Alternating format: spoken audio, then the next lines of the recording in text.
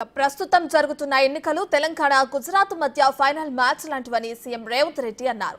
బీజేపీని డక్కౌట్ చేసి గుజరాత్ ను ఓడించాలని ప్రజలకు పిలుపునిచ్చారు. విభజన చట్టంలో యూపీఏ ప్రభుత్వం ఇచ్చిన పరిశ్రమలు, ప్రాజెక్టులను మోడీ సర్కార్ రద్దు చేసిందని రేవంత్ గుర్తు చేశారు.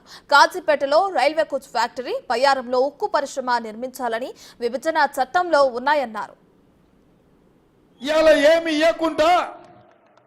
మా వరంగల్ అన్యాయం చేసి మా చైతన్యవంతమైన వరంగల్లో ఇవాళ ఎడ్డిదో గుడ్డిదో అనుకొని ఈ ఎన్నికల్లో వచ్చి గాడిద గుడ్డి ఇచ్చినా అని చెప్పి ఓట్లు అడుగుతావా అని నేను అడుగుతున్నా.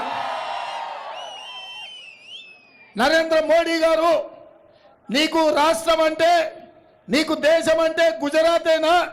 గుజరాత్కే బుల్లెట్ ట్రైన్ ఇస్తావు, గుజరాత్కే సబర్మతి రివర్ ఫ్రంట్ ఇస్తావు, గుజరాత్లో గిఫ్ట్ సిటీ కట్టుకుంటావు, తెలంగాణకు వచ్చిన పరిశ్రమలన్నిటినీ గుజరాత్కే తరలించకపోతావు.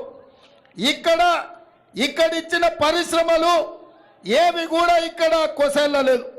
మా వరంగల్ ఔటర్ రింగ్ రోడ్ ఎందుకు పూర్తి చేయలే? మా వరంగల్ ఎయిర్పోర్టును ఈరోజు నిరుపయోగంగా మార్చి మా వరంగల్ గొప్ప నగరంగా ఎదగాల్సిన మా వరంగల్ను కాకతీయులు ఉన్నాడు, కాకతీయ సామ్రాజ్యానికే రాజధానికి ఉన్న వరంగల్లో ఇవాళ దిక్కులేని అనాథ నగరంగా తయారు చేసినావు కదా. ప్రధానమంత్రిగా 10 ఏళ్ళు ఎందుకు మా వరంగల్కి ఏమి ఇయ్యలే? చివరికి మా రైల్వే జంక్షన్ని కూడా ఇవాళ రద్దు చేసే పరిస్థితి వచ్చింది. అందుకే మిత్రులారా, 10 ఏళ్ళు ఆయన ఇయ్యలేదు, 10 ఏళ్ళు ఈయన అడగలేదు.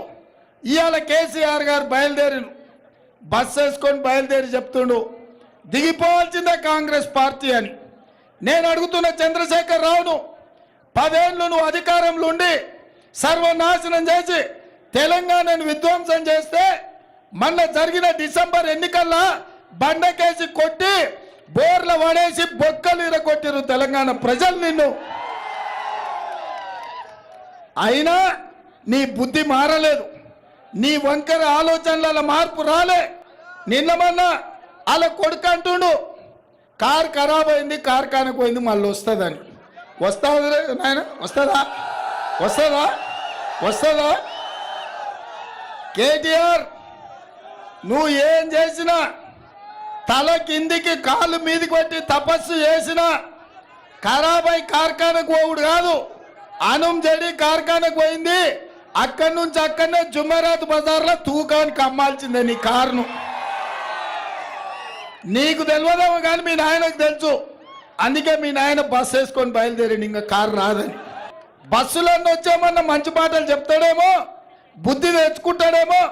ప్రజలకు ఇన్ని రోజులు అన్యాయం చేసినా అని ప్రజల కడుపులో తలకాయ పెట్టి తెలంగాణ రైతుల కాళ్ళు పట్టుకొని క్షమించమని అడిగి 10 ఏళ్ళు నేను దోచుకున్నా, దుర్మార్గం చేసిన, ఇప్పుడైనా నేను మారుతా, నాకు అవకాశం ఇవ్వండి అని అడుగుతారేమో అనుకున్నా. ఆ మాటనే మాట్లాడతలేడు. ఎంతసేపు ఉన్నా రేవంత్ రెడ్డి దిగాల్సిందే, కాంగ్రెస్ వడిపోవాల్సిందే అని. నేను అడగదలుచుకున్న కేసీఆర్ను, అల్లా తప్పగా వాళ్ళ పిల్లల్లో వీళ్ళ పిల్లల్లో చంపి రాలేదు ఈ కుర్చీలోకి. 10 ఏళ్ళు కష్టపడి కొట్లాడి లక్షలాది మంది కాంగ్రెస్ పార్టీ కార్యకర్తలు,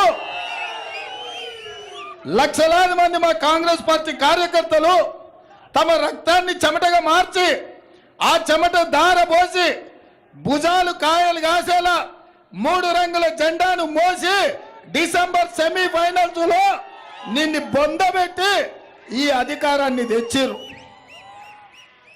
దిగమంటే దిగనికే ఈడెవడు అల్లాటప్పగాడు లేడు. కేసీఆర్, నువ్వు అనుకుంటున్నావేమో ఏదో పిల్లగాడే కదా చూద్దామని. చూడోసారి వరంగల్ మిర్చి తెలుసు కదా ఎట్లుంటుందో, అప్పుడు కానీ అర్థం కాదు. ఓసారి చూస్తే తెలుస్తుంది నీకేందో కథ. ఈ నీతి లేనోడు, జాతి లేనోడు బిడ్డ బెయిల్ కోసం పార్టీని తాకట్టు పెట్టి వరంగల్ సీటును తెగ నమ్ముకున్న కేసీఆర్, నీ బిడ్డ బెయిల్ కోసం నీ కార్యకర్తల్ని తాకట్టు పెడితే నీ కార్యకర్తల్ని నువ్వు చూసుకుంటా ఊరుకుంటారు అనుకుంటున్నావా కేసీఆర్? నీ సంగతి నీ కార్యకర్తలు కూడా తెలుస్తారు.